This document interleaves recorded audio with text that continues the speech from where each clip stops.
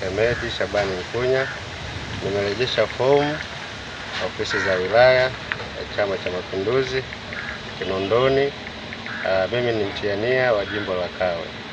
Kwa hiyo kwanza nimetimiza wajibu wangu wa kidemokrasia na wa kikatiba kwamba kila mwananchi raia wa Tanzania mwenye uelewa na mwenye utimilifu kwa kuweza kufanya jambo na majukumu mbalimbali katika taifa hili ana wajibu wa kugombea nafasi mbalimbali katika chama na sehemu zingine mbalimbali. Kwa hiyo mimi nimetimiza wajibu wangu, na jimbo ambalo nalogombea ni jimbo la Kawe ambalo kama mnavyojua sasa hivi Kilindi imeshalia, imejitokeza watiania wengi, na katika hao watiania na mimi ni mmoja wao.